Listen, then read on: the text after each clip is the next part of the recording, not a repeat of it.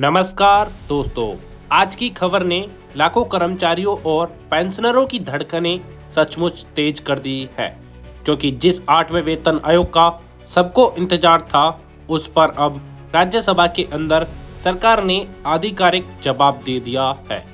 जी हां, अब सवाल सिर्फ आएगा या नहीं का नहीं रहा, बल्कि सवाल यह है आखिर लागू होने के बाद आपकी सैलरी, डीए और पेंशन में कितना बड़ा बदलाव होगा।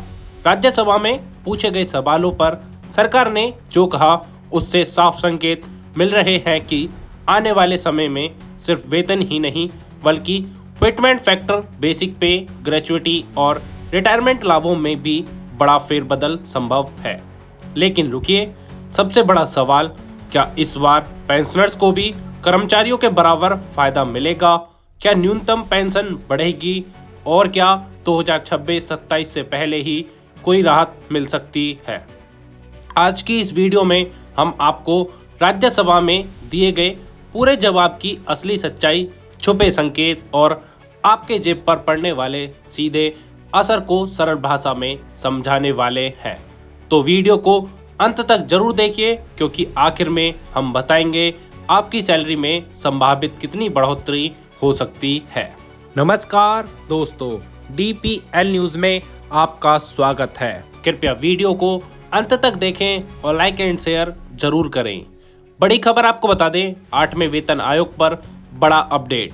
राज्यसभा में सरकार ने बताया कर्मचारियों पेंशनरों के लिए क्या बदलेगा। राज्यसभा में सरकार ने 8वें वेतन आयोग को लेकर अहम जानकारी दी है। आयोग का गठन हो चुका है और उसे 18 महीने में सिफारिशें देनी है। पेंशन संशोधन को भी कार्यक्षेत्र में शामिल किया गया है, जिससे 31 दिसंबर 2025 तक रिटायर हुए पेंशनरों को लाभ मिल सकता है। करीब 36.5 लाख कर्मचारी और लाखों पेंशनर इससे प्रभावित हो सकते हैं। वेतन वृद्धि, फिटमेंट फैक्टर और डीए विलय पर अंतिम फैसला आयोग की रिपोर्ट्स के बाद होगा। केंद्र में सरकारी नौकरी करने वाले कर्मचारियों और पेंशन पर जी रहे लोगों के लिए 8वां वेतन आयोग बहुत महत्वपूर्ण रहने वाला है। यह आयोग उनके वेतन, भत्ते और पेंशन में बदलाव की सिफारिशें देगा। हाल ही में राज्यसभा में इस पर चर्चा हुई और सरकार ने कुछ अहम बातें साफ की हैं। अगर आपने चर्चा नहीं देखी तो चिंता ना करें, हम मुख्य बातें आपको बता रहे हैं। सरकार ने राज्यसभा में कहा कि 8वें वेतन आयोग अब औपचारिक रूप से बन चुका है और आपको बता दें, इसका गठन नवंबर 2025 में हो गया था। आयोग को अपनी रिपोर्ट्स तैयार करने के लिए 18 महीने का समय दिया गया है, यानी वह अच्छे से अध्ययन करके अर्थव्यवस्था आदि देखकर सिफारिशें देगा। रिपोर्ट्स आने के बाद सरकार फैसला लेगी कि नया वेतन और पेंशन कब से लागू होगा। कहा जा रहा है कि यह 1 जनवरी 2026 से लागू हो सकता है, क्योंकि 2025 के अंतिम दिन तक 7वें वेतन आयोग की अवधि थी और वह खत्म हो चुका है। हालांकि सरकार ने अभी तक कोई तय तारीख नहीं बताई है। आइए जानते हैं, कुछ प्रश्नों पर नजर डालते हैं। क्या पेंशनरों को भी मिलेगा लाभ? एक अच्छी खबर यह है कि पेंशन में भी बदलाव होगा। वित्त मंत्रालय ने पुष्टि की कि 31 दिसंबर 2025 तक रिटायर हो चुके कर्मचारियों की पेंशन भी नए आयोग की सिफारिशों के आधार पर बढ़ाई जाएगी। पहले पेंशनरों को डर था कि उन्हें शामिल नहीं किया जाएगा, लेकिन अब यह साफ है कि उनकी पेंशन पर भी विचार होगा। दूसरा प्रश्न, कितने लोग इससे फायदा उठा सकते हैं?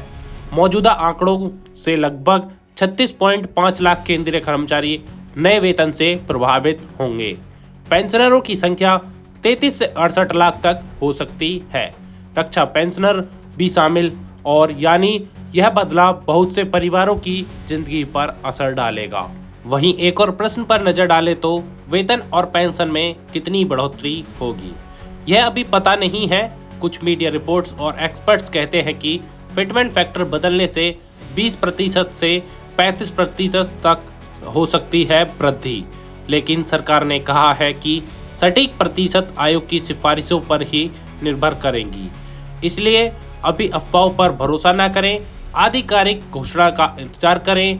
कर्मचारी संगठन लंबे समय से मांग कर रहे हैं कि महंगाई भत्ते डीए का 50% हिस्सा मूल वेतन में जोड़ दिया जाए। ऐसी ही डेली अपडेट्स के लिए सब्सक्राइब करें DPL न्यूज़ और बेल आइकन को दबाना ना भूलें, जिससे हमारी अपडेटेड वीडियो सबसे पहले आप तक पहुंचे।